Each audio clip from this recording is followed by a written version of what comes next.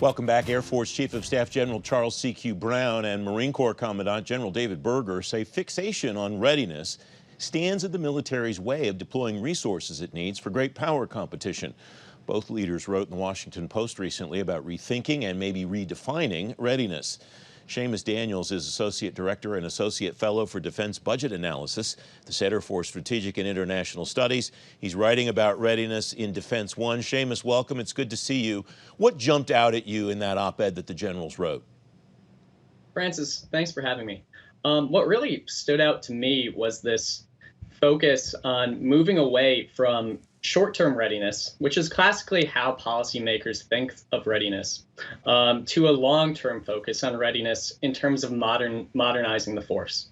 Now, typically when we're talking about readiness, we're talking about the preparedness of the force of the military to fight today. And, as policymakers consider this, they could consider in the short term in terms of trade-offs between modernization and force structure. But Brown and Berger are really saying that we need to take a long-term view of readiness to work on modernizing the force, developing new capabilities to prepare us for strategic competition with China and Russia per the National Defense Strategy. What's the planning and the budgeting difference between the way we're thinking about readiness now and the way that the generals are outlining it, Seamus? In terms of the budget, when we're talking about short-term readiness, we're really talking about operation and maintenance funds. And those go to things like funding operations today, as well as funding maintenance for units and equipment. But if we're taking a longer-term view of readiness, we should see greater resources allocated towards research and development, RDT&E, as well as procurement, so we can really develop the capabilities that we're going to need in the future fight. It strikes me that you get at the resources issue directly, though, when you write in this piece, Congress has long guarded legacy equipment that the department has sought to eliminate. That strikes me as the biggest challenge, not the modernization plans. We've seen over the last 5 years or so a really detailed and active modernization plan on the part of the Army. The Navy has talked very avidly about how many ships in the fleet and what that composition looks like. Air Force, same with squadrons. So those plans exist for what the next thing should be.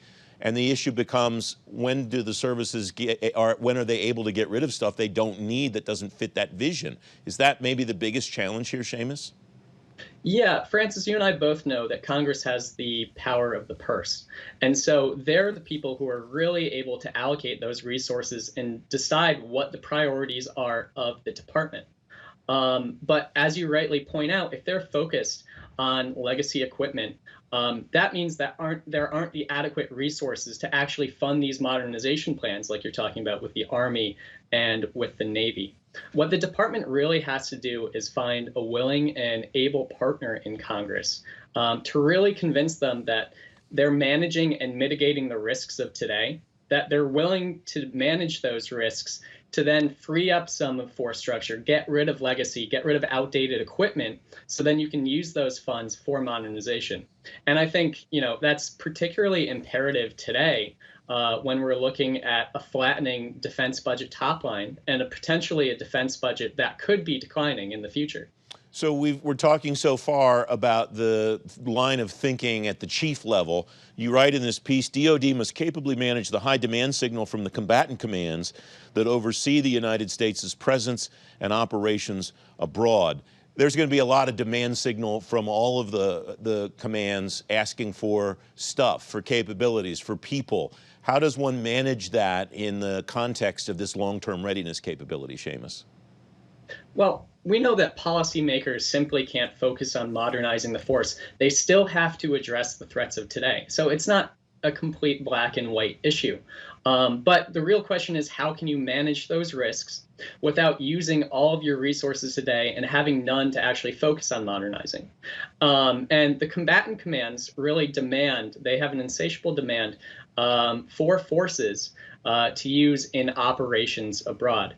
And yes, it's important to manage the risks, to respond to threats abroad, but we have to do that with a more holistic view in terms of balancing those threats and being able to save resources for modernization priorities. You stole the word I wanted to use in the next question, Seamus, and that is, should we be thinking about this then, not short-term versus long-term readiness, but all of this as readiness in a holistic manner? Yeah, I think we should, because I think it's really a question of striking that right balance. Obviously, we have to respond to threats today. That's something that we can't leave service members at risk. We can't leave our country at risk. But, we should think of readiness as existing along a spectrum between the short term and the long term, from the strategic to the tactical level. So I really think that Brown and Berger's proposal for this readiness framework that uses data to inform decisions and inform trade-offs between responding to today's threats and prioritizing the future is a great step forward, as long as we're taking the right steps to actually create that framework. Seamus Daniels, thanks very much for joining me. It's great to have you here. Thanks for having me, Francis.